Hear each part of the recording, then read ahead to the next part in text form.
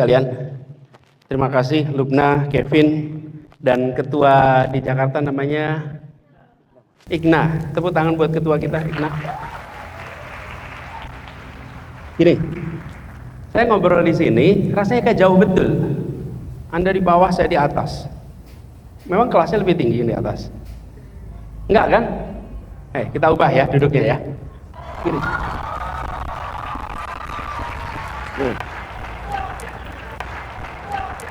Teman-teman pegang kursinya masing-masing. Gini, saya ajarin cara pegangnya. Gini, berdiri, pegang kursi di depannya gini. Ya, pegang gini ya. Oke, sekarang berdiri, pegang kursinya. Pegang ya. Oke, pegang situ. Angkat kursinya. Yuk, ikutin saya. Yang rombongan ini pindah ke depan sini, menghadap ke belakang. Oke, sini. Gini, Anda pindah ke sini. Menghadap ke belakang sana. Yuk.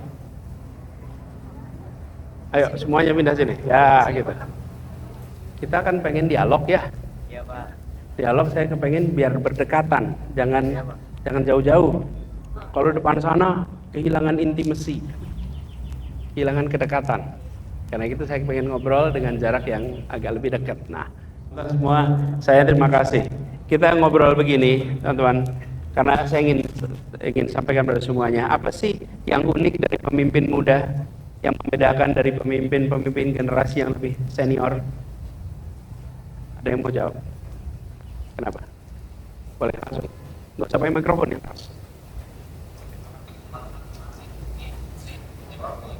Langsung aja, saya ingin jawab, nggak usah itu semua. Langsung, pak, gitu.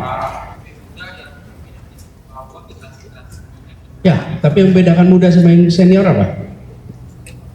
Apa yang buat muda? Yang beda, muda dan yang lebih senior. Ya.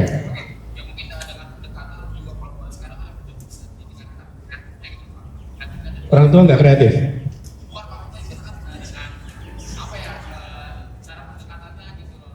Iya, apa pendekatannya? Ya, apa itu? Oke, nggak bisa. Yuk, yang berikutnya. Apa? Yang muda. Untuk menjadi pemimpin muda, bedanya adalah komunikasi dua antara pemimpin dan juga pemain.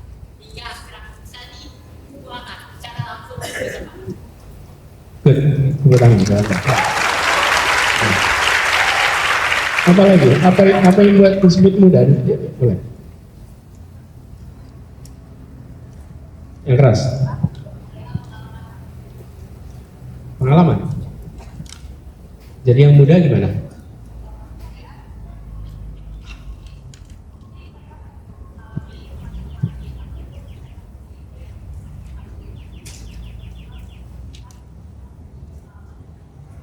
Ya, tapi boleh. Memang kalau bicara pengalaman, anak muda memang belum banyak pengalaman. Karena anak muda tidak menawarkan masa lalu, anak muda menawarkan masa depan. Oke. Masa depan itu belum terjadi sekarang, betul nggak? Tapi gini, teman-teman, apa yang saya garis bawahi? Disebut sebagai pemimpin itu jika dan hanya jika Anda memiliki follower. Jika Anda tidak punya follower, Anda bukan pemimpin. Pemimpin itu bukan jabatan. Pemimpin itu adalah Anda punya follower atau tidak. Follower itu siapa? Orang yang mengikuti pikiran Anda, kata-kata Anda, perbuatan Anda secara sukarela. Ingat-ingat nih, disebut pemimpin bila apa? Ada yang mengikuti pikirannya, mengikuti kata-katanya, mengikuti perbuatannya. Oke? Jadi pemimpin muda bedanya dengan pemimpin yang lebih senior adalah pengakuan dari sebayanya. Dan untuk bisa pengakuan sebayanya, maka Anda harus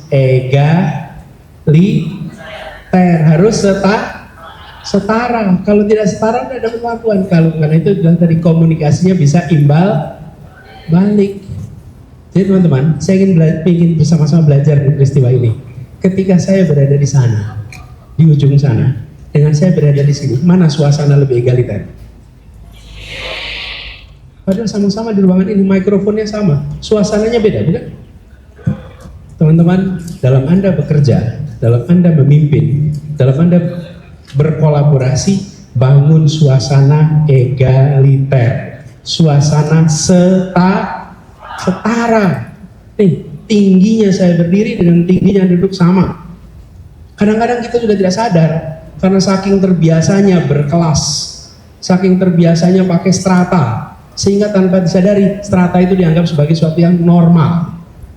Ruangan ini memang dibuat oleh arsiteknya seperti itu kalau ada performance.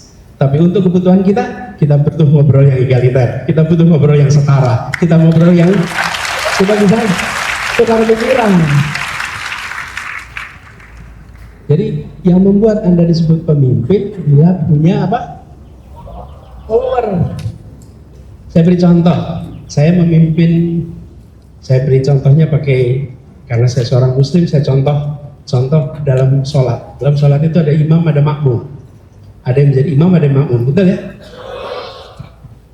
Kalau saya sholat di dalam mihrab, di kotaknya imam, bolehkah saya dipanggil imam? Boleh nggak? Saya sholat di dalam mihrab itu, boleh nggak dipanggil imam? Enggak dong. Yang disebut imam itu bila apa? Itu dia. Walaupun saya berdiri di dalam mihrab, tapi kalau di belakang tidak ada makmum, boleh nggak saya dibelum imam? Tapi saya berdiri dimanapun, ada satu orang di belakang saya, nama saya berubah menjadi. Jadi yang menyebut saya imam siapa? Yang disebut Anda pemimpin siapa? Pengikut. Jangan sampai Anda menganggap bila Anda punya jabatan ketua OSIS maka adalah pemimpin siswa. Belum tentu. Anda adalah pejabat dalam organisasi. Tapi Anda pemimpin atau tidak ditentukan oleh jabatan yang Anda pegang. Anda boleh saja tidak pejabat, tapi Anda tetap diikuti pikirannya karena Anda adalah pemimpin. Jadi teman-teman sekalian, Anda mau jadi pejabat siswa atau jadi pemimpin? Maka syaratnya embrace your follower, hargai, hormati, setarakan mereka-mereka yang mengikuti Anda. Karena itulah kunci kenapa Anda disebut sebagai pemimpin. Sekarang pertanyaannya, kenapa seseorang itu menjadi pemimpin? Apa faktornya ia diikuti? Apa yang membuat seseorang itu diikuti? Karena apa? Satu kata. Ya, apa? Pemikiran. Jadi kalau pemikiran bagus diikuti. Oke. Preman tuh punya pengikut banyak. Ya. Nah itu, preman belum tentu ada pikiran, kan? Tapi diikuti. Nah, berarti bukan pikiran, kan? Oke, apa lagi? Yang sini belum tadi. Pengaruhnya.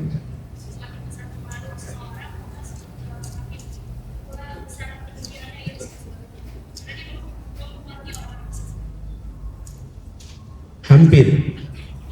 Pengaruh. Hampir, itu salah satu komponen. Tapi belum lengkap. Apa? Wibawa. Wibawa belum.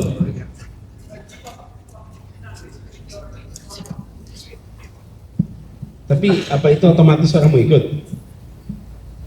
Kenapa orang mau ikut kalau cuma sekedar jiwa?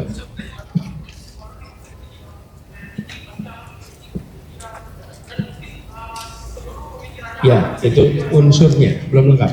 Tapi unsurnya. Tanggung jawab, hampir.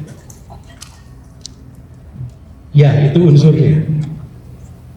Sudah. Apa? Kenyamanan, ya, unsurnya. Ya. Actionnya, ya, unsurnya. Unsurnya itu. Unsurnya itu. Unsurnya itu, tapi katanya belum. Tadi siapa yang bilang percaya? Sama, itu dia. Nih, ini jawabannya. Karena percaya. Ya.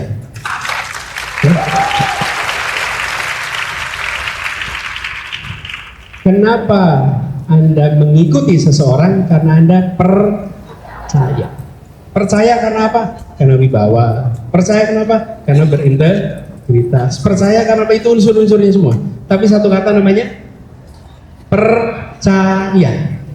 Teman-teman ingat-ingat, itu kata kunci terpenting. Trust, amanah. Itu kata kunci terpenting. Namanya apa? pertanyaan berikutnya. Kenapa seseorang dipercaya? Apa faktor yang membuat seseorang itu dipercaya? Yuk, paling ujung sana. Influence. Belum. Jujur hampir. Belum. Nah, Anda udah tadi. Yuk. Apa? Integritas. Itu satu komponen. Benar. Apa? Pembuktiannya unsur ya. Value-nya unsurnya ya. Idealismenya unsurnya ya. Belum. Ya itu tadi amanah. Apa? Ya. Ya, benar. Kompeten betul, integritas betul. Ya tadi amanah itu. Kita lagi tanya unsur amanahnya apa? Ya meyakinkan itulah jawabannya. Hah? Ya tadi ada yang nyebut integritas, ada yang nyebut lagi kompetensi. Oke, dua unsur tersebut, tinggal satu lagi nih unsurnya. Apa? Ya boleh, tapi bukan itu. Saya berikan jawaban. Anda punya kertas atau punya iPad atau punya alat tulis, buka itu sekarang. Buka. Pakai HP juga nggak apa-apa. Alat tulis itu boleh kertas, boleh apapun juga. Oke, dah siap? Tuliskan rumus ini. T sama dengan C tambah I1 tambah I2 minus SI. Oke. Atau saya tulis di bawahnya, K sama dengan K1 tambah I tambah K2 minus KP. Oke, ada yang bisa menjelaskan rumus ini? T sama dengan trust. Tulis di bawahnya. T sama dengan trust. Oke, terus C sama dengan kompetensi. I1 sama dengan integrity. I2 sama dengan intimacy. SI sama dengan self interest. Teman-teman, inilah yang harus Anda pegang. Kalau Anda mau jadi pemimpin, jadi nomor satu harus punya Mungkinkah memimpin tanpa kompetensi? Mungkinkah dipercaya tanpa kompetensi?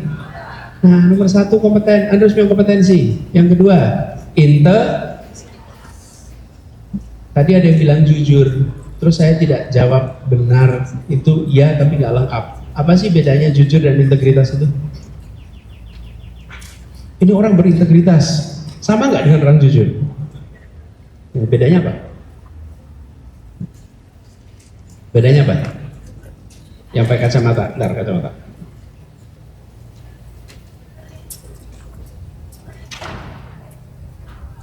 Apa? Oke, ya kira-kira begitu. Jawabannya tadi, integritas itu apa? Jujur? Nggak jujur? Dia terbuka. Kalau integritas ada moral. Nih saya jelasin nih. Jujur itu artinya dia tidak menutupi dia apa adanya. Seorang pencuri yang barusan mencuri lalu menceritakan apa adanya, dia berintegritas tidak? Enggak. Kan jujur kan? Berintegritas tidak? Nah, jadi integritas itu jujur plus melakukan hal yang benar. Melakukan hal yang kepentingan umum. Jadi kalau jujur aja, pencuri lalu menceritakan seluruh proses pencuriannya, Anda nggak bisa mengatakan dia berintegritas, betul nggak? Nah, jadi berintegritas sama dengan jujur plus bermoral. Nah, kemudian yang ketiga intimasi. Tahu intimasi apa? Dekatan. Teman-teman, mungkinkah Anda percaya tanpa dekat? Mungkin. Lalu yang terakhir, pengurangnya namanya kepentingan Nah, ini adik-adik, ingat-ingat ya, kalau ingin kepercayaan terjaga, unsur terakhir ini dikendalikan. Oke. Seringkali yang tidak bisa dikendalikan itu namanya self-trust, yang membuat di antara sebaya tidak mau mengikuti Anda, biasanya bukan karena Anda tidak kompeten, bukan karena Anda tidak berintegritas, bukan Anda karena tidak dekat, tapi karena self-interestnya kegedean. Nih, saya ketua, saya harus paling depan. Saya ketua, saya harus nomor 1. Saya ketua. Nah, begitu Anda selalu saya ketua, saya harus ini, mikrofon nomor 1, ngomong nomor 1, di acara paling depan. Ketika Anda selalu mengutamakan yang namanya SI, lama-lama orang akan tidak percaya sama Anda. Oke, ingat-ingat tuh. Nah, biasanya yang begini ini, yang punya begini ini biasanya justru anak-anak potensial. Karena tumbuh besar dengan potensi, tumbuh besar selalu berprestasi, maka kadang-kadang tanpa sadar SI-nya kegedean. Ketika SI-nya kegedean, teman-teman yang lain menjauh. Bener nggak? Nah, kalau menjauh, maka Anda tidak lagi diikuti. Oke, itu teman-teman. Pegang nih ya, rumusin. Jadi, saya sampaikan ini dasar adik-adik. Karena sebenarnya ke depan teman-teman semua, persyaratan itu membutuhkan karakter sederhana. Namanya learner, pembelajar. Pembelajar, boleh tulis. Pembelajar artinya to learn dan to unlearn. Learner itu to learn dan to unlearn. Pemimpin harus mau learning dan unlearning. Saya mau tanya, apa itu unlearning? Ada yang bisa kasih penjelasan, apa itu unlearning? Bentar, makasih ya. Bentar, yuk. Unlearning itu apa?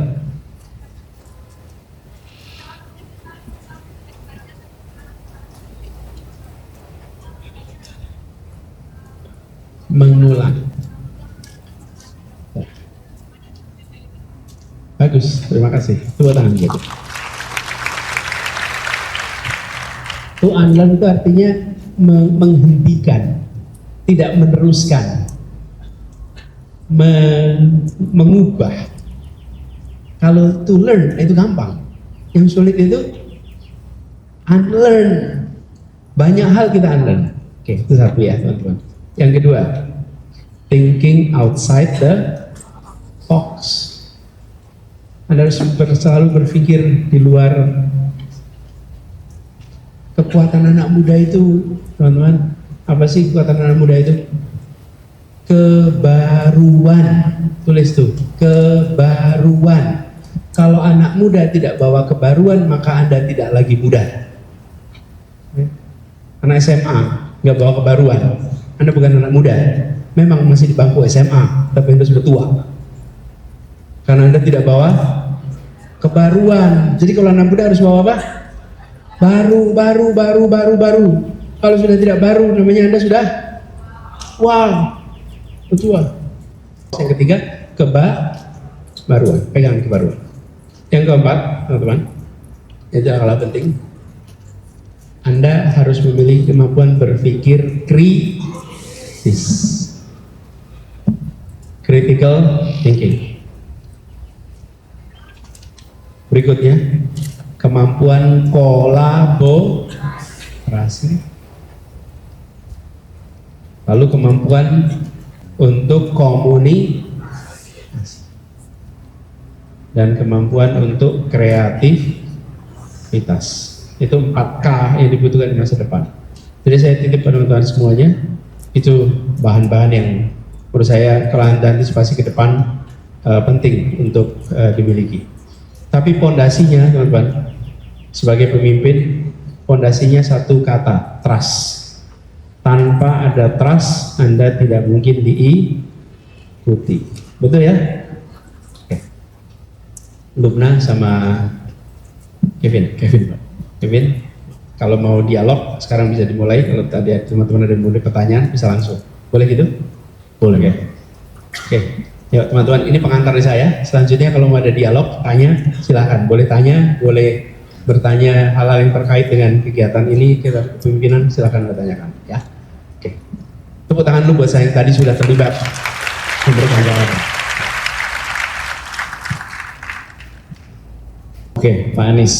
Kan kita sebagai pemuda saat ini tahu bagaimana besarnya peran-peran para pahlawan di masa lalu.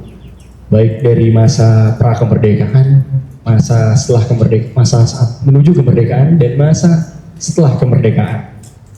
Dan pemuda-pemuda tersebut pastinya berdampak besar akhirnya membuahkan sebuah hasil konkret, yaitu bangsa kita saat ini, yaitu bangsa Indonesia. Nah, dengan tahun-tahun yang terus berlalu dan juga berbagai masalah global, bagaimana Bapak melihat peran pemuda dalam membangun Indonesia di masa era globalisasi?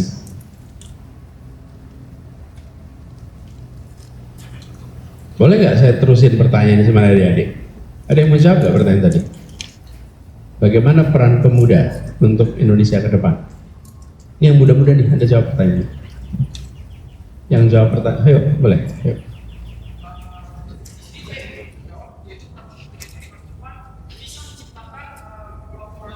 Dan kreativitas yang mungkin berubah. Jadi tidak selalu membawa kreativitas dan usaha sama Pak.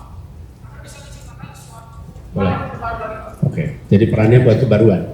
Namanya siapa? Kalau kita namanya Dari dari SMK Negeri 53 panggilannya?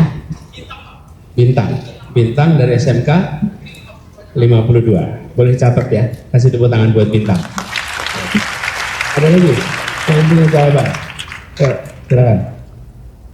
Nama dan asal.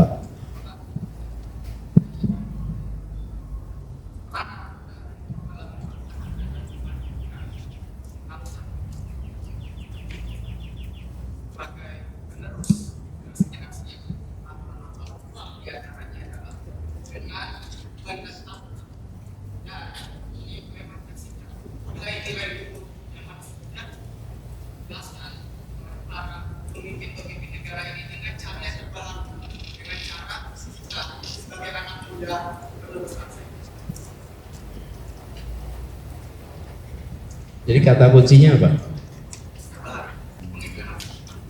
Bawa kebaruan. Oke, sip, makasih. Sekali lagi namanya? Panggilan? Reva. Makasih Reva. Jadi, boleh menjadi barang. Oh, ada lagi dari sini. Yang perempuan, silakan. Anda.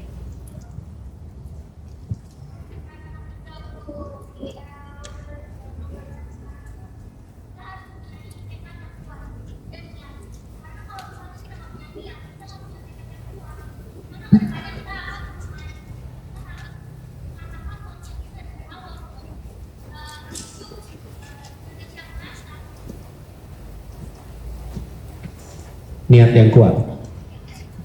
Backup. Namanya siapa? Panggilan? Talita. Dari SMK 38. Terima kasih Talita. Ya, dari sini. Enggak.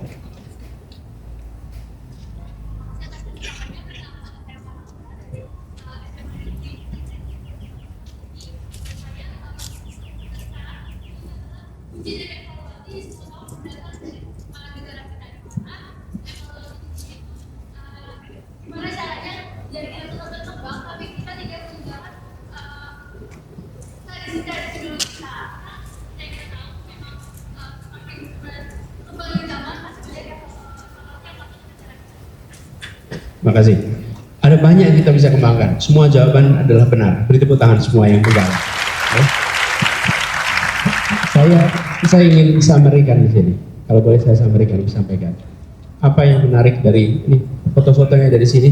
Ini foto-foto para pahlawan-pahlawan kita semua nih yang ada di ruangan ini. Oke, mudah-mudahan nanti foto Anda akan muncul dalam salah satu hall di sini sebagai orang-orang yang berjasa. Apa sih yang menarik dari mereka itu? Apa?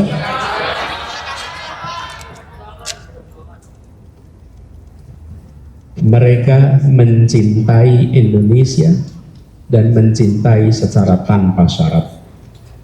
Tidak pernah mereka berkeluh kesah tentang negeri ini. Tidak pernah mereka menyalahkan tentang negeri ini. Mereka mencintai negeri ini, mencintai Indonesia, tidak pernah berhenti mencintai. Dan karena dia mencintai Indonesia, dia kerjakan apapun demi Indonesia. Dia kerjakan apapun demi bangsa Indonesia. Jadi menurut saya, kalau kita ke depan, wujudkan cinta itu. Untuk apa cintanya? Untuk Indonesia. Jadilah orang-orang yang mencintai Indonesia secara tanpa syarat. Ada orang cinta Indonesia dengan syarat. Syaratnya teratur, syaratnya semua baik, syaratnya tidak ada banjir, syaratnya tidak ada korupsi, syaratnya semua orang baik. Akhirnya syarat itu nggak ketemu. Setelah nggak ketemu terus mau apa? Saya pindah dah ke negeri lain. Teman-teman, mereka semua tidak pernah ada ide meninggalkan Indonesia, walaupun mereka memiliki seluruh kesempatan untuk meninggalkan Indonesia. Tumbuhkan rasa cinta pada Indonesia, insya Allah Anda akan bisa menjadi pahlawan-pahlawan Indonesia di masa yang akan datang. Apa lagi? Sudah? Sekarang boleh mereka tanya, atau ada yang tanya? Boleh Bapak, izin menanyakan seputar tadi tentang para pemimpin. Pasti mereka dipercaya oleh orang lain dan memiliki follower tadi. Kemudian yang ingin saya tanyakan adalah kira-kira apa saja sih Pak faktor-faktor yang membuat pemimpin itu lebih berkualitas? Karena di sini kami para generasi muda, tentunya teman-teman tahu kami itu adalah agent of change, agen perubahan, biar bisa menyambut nanti para pemimpin lainnya yang lebih oriented atau berorientasi pada masa depan. Lubna, good questions. Pertanyaannya, bagaimana meningkatkan kualitas kepemimpinan? Usul saya, unsur tadi, T sama dengan apa? C sama tambah? I1 tambah? C, I ditingkatkan. Tingkatkan kompetensi, ya, tingkatkan integritas, tingkatkan intimasi. Nah, itu semua akan membuat kualitas kepemimpinan Anda akan meningkat. Anda harus punya kepemimpinan. Lalu, jadilah, tadi saya tulis namanya teman-teman, ada yang sudah membaca buku tentang kepemimpinan? Acungkan tangan yang sudah baca buku kepemimpinan. Masa nggak ada? Udah baca? Yang lain belum baca? Saya usul, saya tanya gini nggak mau ditanyain. Jangan khawatir kalau saya tanya benar apa isinya, enggak. Saya cuma ingin bilang teman-teman, di luar sana ada banyak buku tentang kepemimpinan. Cari buku itu, baca buku itu. Bahkan Anda bisa tanya pada AI, Anda bisa tanya Google tentang apa teknis-teknis kepemimpinan. Belajar terus. Seorang pemimpin adalah pembelajar. Dia harus terus-menerus belajar. Pelajari semua yang terbaru tentang kepemimpinan. Latihan kepemimpinan itu tidak berhenti di SMA, tidak berhenti di SMK, tidak berhenti di universitas. Latihan kepemimpinan itu berjalan terus. Saya beri gambaran. Satu ketika saya menghadiri sebuah pertemuan World Economic Forum. Yang hadir di situ adalah para CEO perusahaan-perusahaan raksasa dunia, para pemimpin pemerintahan, para tokoh-tokoh akademisi. Tempatnya di sebuah pulau, dan orang-orang itu datang ke pulau itu di tengah Pasifik. Untuk datang ke sana, by invitation hanya sekitar 500-an orang. Ini sangat elit pertemuannya. Saya kemudian diundang untuk bicara. Lalu saya menemukan satu sesi judulnya leadership. Padahal yang kumpul di sini itu pemimpin-pemimpin yang sudah terbukti sukses di bidangnya masing-masing. Terus ada satu sesi namanya leadership. Jadi saya kepengen ikut. Gimana coba? Datang sesi kepemimpinan. Kan kalau SMA kepemimpinan itu biasa. Kuliah belajar kepemimpinan biasa. Ini bayangin, CEO perusahaan besar, pemimpin pemerintahan ikut workshop namanya leadership. Saya mau datang. Ketika saya datang, yang memberikan workshop itu seorang yang usianya 90-an tahun. Hampir 90, 80 sekian hampir 90 tahun. Dan dia adalah orang yang selalu jadi pemimpin sepanjang hidupnya dia. Dari mulai dia kecil sampai dia usia hampir 90 tahun, itu selalu jadi ketua, selalu jadi pemimpin. Lalu dia menceritakan apa yang membuat unsur kepemimpinan. Saya ceritakan ini pada teman-teman untuk mengatakan jangan pernah menganggap bahwa setelah Anda jadi ketua berarti Anda belajar kepemimpinannya selesai. Tidak.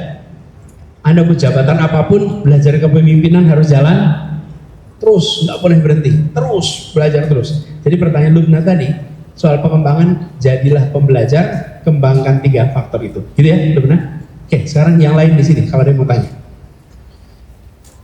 Ya, Anda paling belakang sana, boleh. Pertanyaan tidak ada yang jelek dan yang buruk dan yang baik. Pertanyaan adanya panjang atau pendek. Jadi pilih pertanyaan yang singkat. Ya.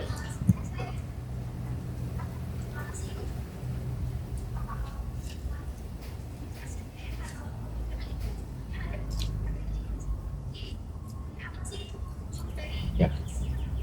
Gini, kalau di namanya siapa? Keila, dari mana? Pos? Jakarta SMA? Mantiga, oke. Keila, Mantiga. Saya tanya, kepemimpinan itu ujungnya mana sih? Apakah presiden? Apalagi apakah tugasnya gini? Organisasi ada struktur. Dalam struktur ada namanya juga struktur. Konsekuensi ada strata. Di situ Anda bisa lihat. Tapi kepemimpinan tidak ada strata. Karena kepemimpinan bukan soal jabatan. Ingat ya, kepemimpinan soal diikuti. Nah, kalau Anda ikut sebuah organisasi nanti ada stratanya. Maka Anda bisa sampai puncak strata. Tapi sesungguhnya Anda bisa memahami kepemimpinan itu bukan soal struktur, tapi kepemimpinan soal pengakuan. Gitu ya jawabnya ya. Yuk.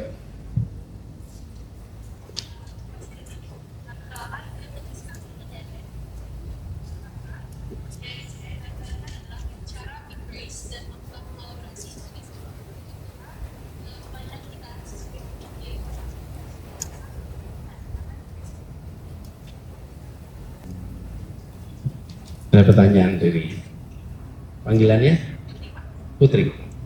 Putri, bagaimana caranya membuat sebagai pemimpin itu bisa embrace dan mungkin tidak menggurui gitu ya? Tidak menggurui, teman-teman. Gimana caranya supaya tidak menggurui, teman-teman? Sebenarnya banyak sekali perintah yang bisa Anda sampaikan dengan cara yang baik, yang enak, yang nyaman, teman-teman. Dan itu namanya komunikasi. Anda bisa komunikasi. Kalau Anda komunikasi dengan baik, maka orang-orang akan mengerjakan juga dengan perasaannya nyaman. Teman-teman semua di sini, bisakah teman-teman berdiri?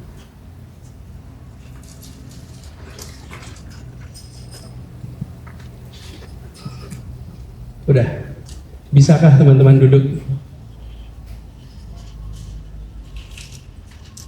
Teman-teman, itu tadi pertanyaan atau perintah? Coba ingat-ingat. Ingat-ingat tadi apa? Tadi pertanyaan atau perintah? Dikerjakan sukarela tidak? Saya tadi bertanya, bisakah teman-teman berdiri? Bisa, harusnya jawab bisa Pak. Tapi apa yang terjadi? Anda langsung selama saya bertugas di Jakarta, saya selalu memimpin dengan pertanyaan. Karena pertanyaan itu akan membuat anak buah bekerja untuk mencari jawaban. Dan jawaban itu kemudian menjadi namanya perintah. Tapi perintahnya didapat melalui proses yang interaktif.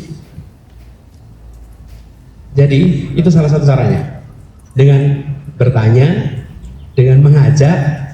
Kira-kira kalau jadi atasan biasanya kasih perintah atau kasih pertanyaan? Perintah. Anak buahnya udah merasa, saya sebagai anak buah udah berharap atasan saya itu ngasih perintah. Tapi ketika atasan ngasih pertanyaan, apa yang terjadi? Perasaan setara itu muncul karena atasan saya malah bertanya kepada saya. Lalu ketika jadi keputusan, anak buah mengerjakan dengan sepenuh hati. Oke, gitu ya jawabannya. Yang dari sini. Waduh, banyak bener. Yang mana? Yang belum aja, yang belum, yang tadi belum. Yang tadi belum. Ya, Anda, ya.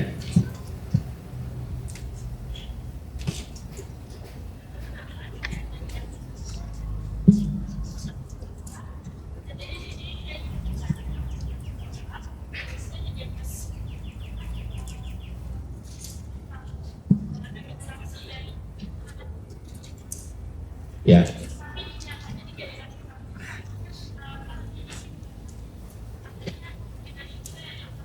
Ya. Ya. Oke. Ya, gini. Teman-teman sekalian, terima kasih. Itu sering kali bertanya, ini kanan kiri saya pada apatis. Gimana caranya? Caranya Anda jangan sering-sering ngomong itu. Caranya jangan sering-sering Anda ngomong gitu. Jangan. Ini misalnya nih, saya ini lagi sama anak-anak SMA, ini anak-anak SMA ini payah betul. Payah, apatis, gak pada mau baca, gak mau aktif. Kira-kira yang kanan kiri gak aktif dan apatis gimana perasaannya? Merasa tersingkir, dibalik. Teman-teman semua, saya senang sekali teman-teman ini aktif, teman-teman pada gak aktif tuh. Teman-teman tidak apatis, positif. Pernah dengar kutipannya Bung Karno? Beri 10 anak, 10 pemuda, dan saya akan guncang dunia. Oke? Teman-teman, ketika Bung Karno mengatakan itu, 95% penduduk Republik ini tidak bisa baca tulis. Oke? 95%. Jadi artinya apa? Bisa pidato, bisa perang, tapi dikasih selembar kertas dan satu pensil, suruh tulis nama, tidak bisa tulis nama. Oke? Kira-kira begitu. Terus Bung Karno bilang, beri saya 10 pemuda dan saya akan guncang dunia. Kira-kira 9 dari 10 pemuda itu buta huruf. Betul nggak? Faktanya begitu kan? Kira-kira dengan 9 pemuda buta huruf bisa mengguncang dunia seperti apa coba? Tapi Bung Karno tidak bicara untuk memangkas percaya diri pemuda Indonesia. Bung Karno mengatakan untuk membangkitkan percaya diri bangsa Indonesia walaupun kenyataannya masih pada buta huruf. Jadi teman-teman sekalian, teman-teman pada aktif di sini, jangan pernah mengatakan ini teman-teman saya mayoritas apatis. Mayoritas, nggak usah. Ajak saja untuk terlibat, ajak saja untuk berkiprah. Jangan pernah berikan label apatis. Katakan pada semua, Anda aktif, Anda mau terlibat, teman-teman di sini aktif sehingga mereka terpanggil untuk aktif. You are what you are labeled. Anda adalah label yang dititipkan pada Anda. Kalau saya katakan Anda cerdas, muncul perasaan saya cerdas. Terus saya katakan Anda tidak cerdas, muncul perasaan saya nggak cerdas ya, benar nggak? Ya, gitu kira-kira jawabannya. Oke, yang di sini ada semua. Yang belum, tuh yang sampai gini-gini ya, Anda, ya. Oh, dua-duanya gini ya. Udah, boleh dah. Ini aja dulu, ya, langsung.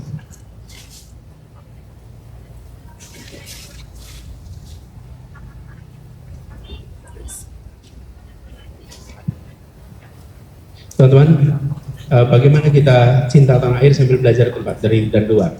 Ini, alat ini bisa dipakai teman-teman. Semua punya HP kan? Punya teman di HP? Di sosmed punya ya? Siapa temannya? Manusia lah pasti. Siapa yang bilang dari manusia? Ya, teman-teman, alat ini, alat komunikasi ini menyambungkan kita dengan banyak pihak. Betul ya? Namanya siapa? Siapa? Filza. Filza, dengan alat ini Anda bisa berkomunikasi dengan semua. Tapi sayangnya alat ini sering dipakai untuk berteman dengan siapa? Teman SD, teman SMP, atau teman SMA, atau tetangga. Bisakah ini Anda berteman dengan sebaya Anda di dunia internasional? Bisakah Anda tersambungkan dengan tempat-tempat terkemuka dunia pakai alat ini? Bisa tidak? Bisa. Jadi, gunakan alat ini untuk tersambungkan dengan seluruh dunia. Karena itu akan membuat kita lebih paham tentang Indonesia. Anda berada di ruangan ini, kalau saya tanya, tahukah bentuk gedung ini? Nggak tahu teman-teman. Syaratnya untuk tahu gedung ini gimana? Keluar, pergi keluar. Kalau Anda pergi keluar, maka Anda tahu bentuknya ruangan ini, bentuknya gedung ini, betul tidak? Kalau Anda ingin paham tentang Indonesia, bisa melihat Indonesia, lihatlah dari Anda akan punya perspektif dari luar. Kalau dari dalam tidak punya. Karena itu saya selalu anjurkan anak-anak muda punya paspor. Anda punya paspor aja, soal perginya kapan soal lain. Tapi paspornya punya dulu. Begitu Anda punya paspor, maka Anda menjadi warga global.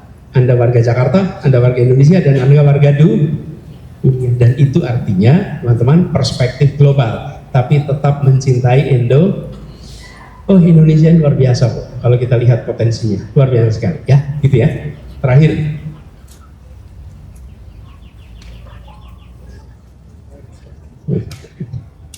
Yaudah, yang paling belakang sana, langsung.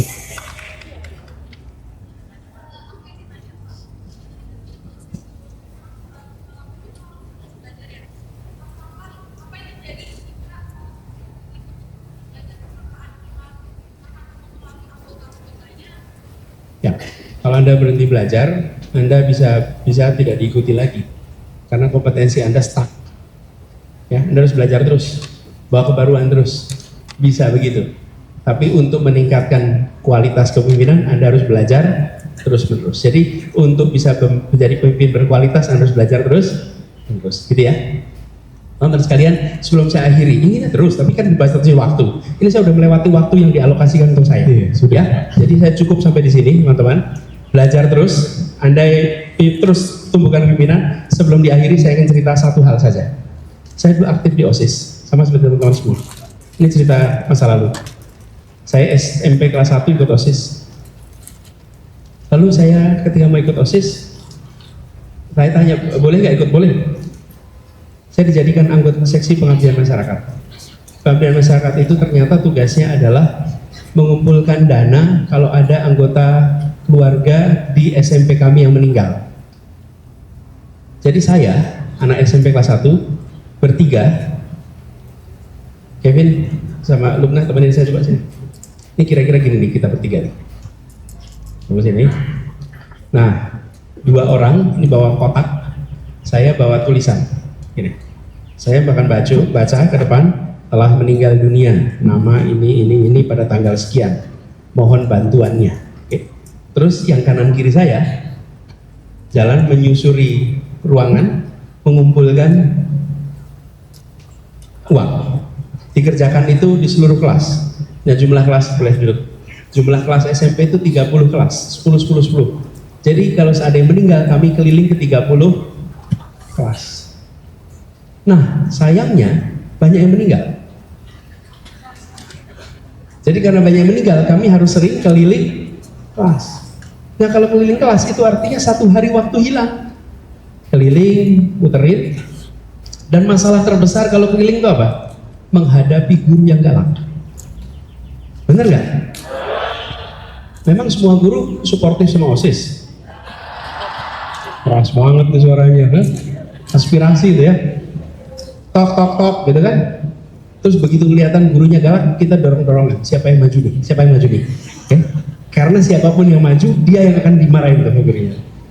Jadi ketika ngetok, gurunya tanya, kamu bolos lagi ya? Bukan bolos, ini udah kerjaan. Masuk ke kelas. Nah, bayangkan ketika masuk kelas 3, saya kelas 1 nih, masuk kelas 3, apa yang terjadi? Saya belum ngomong nih, 1 kelas sudah ngomong, telah meninggal dunia. Jadi wajah saya ini wajah kematian. Begitu masuk ke kelas, 1 kelas sudah tahu, pasti ada yang meninggal. Jadi kalau dibully sekarang, dari dulu udah ngalamin dibully, ya kan? Jadi pengalaman dibulinya udah dapat dari dulu tuh. Setelah selesai, teman-teman, uangnya dikumpulin, terus ke tempat yang meninggal. Sampai tempat meninggal, bayangin anak SMP kelas 1 bertiga, kita ngomongnya apa ya? Atas nama keluarga besar SMP 5 menyampaikan duka cita, dan ini adalah sedikit bantuan untuk meringankan beban. Belajar latihan ngomong tuh.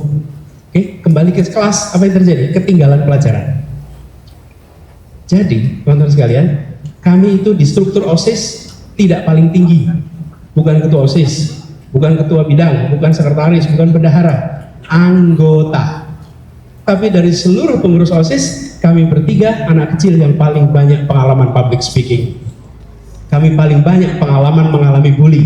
Kami paling banyak mengalami ketinggalan pelajaran. tapi paling banyak mengalami bagaimana mengelola waktu yang sempit sekali. Pengalaman bukan merupakan fungsi posisi. Posisi Anda boleh rendah, dari pengalaman Anda bisa amat kaya raya. Oke? Jadi, ini pesan saya, pesan buat semua teman-teman aktivis SMA, aktivis nih, SMK, kejar pengalaman, jangan kejar posisi.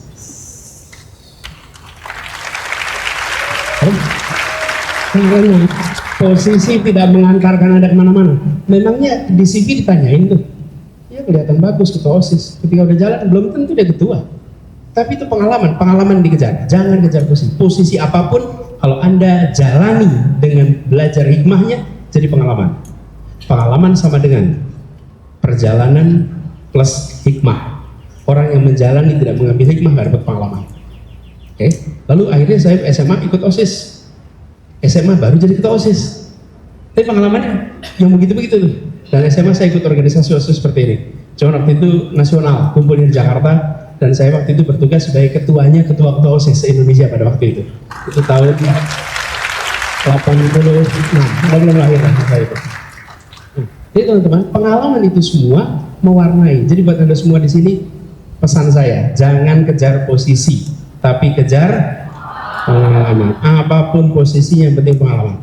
Teman-teman, selamat belajar, selamat berkarya, jadilah pemimpin hebat untuk Indonesia masa depan. Saya tunggu kiprahnya di masa depan ya.